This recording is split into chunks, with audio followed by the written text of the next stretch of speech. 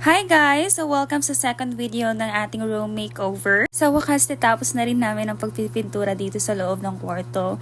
Pati yung mga lines sa baba na brown, napinturahan na rin namin yan. Ngayon, medyo makalat pa at kailangan namin magbawas ng gamit. Sa part na to, nag-iisip kami kung pipinturahan din namin itong pintuan. Meron pa kasing tirang brown na pintura. Nagdadalawang isip lang kami kasi konti na lang din ang natira. At the end, pininturahan pa rin namin siya para maging pantay. Habang gumagawa kami rito, nag-message ang kaibigan namin na customer ko na rin. Tinanong niya kung pwede ba ako bukas. In-inform ko siya na fully book na ako for home service muna. Tinanong ko rin siya kung siya ba yung magpapagawa dahil last time, dalawa silang nagpagawa sa akin. Siya lang naman daw ang magpapagawa at naawan naman ako kasi super lungkot na raw ng kuko niya. In-inform ko naman siya na baka sa sala na lang kami kasi ginagawa pa yung kwarto ko.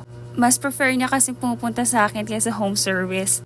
Napag-isipan ko na dito na lang kami sa kwarto para makagawa kami ng maayos kasi Sunday na itong araw na to at nandito ang mga kapatid ko. Natuwa naman ako kasi may pajabi pa ako sa kanya. Maraming salamat po, na-appreciate kita sobra. So ito ang before ng nails niya and after prep. So clean, so demure.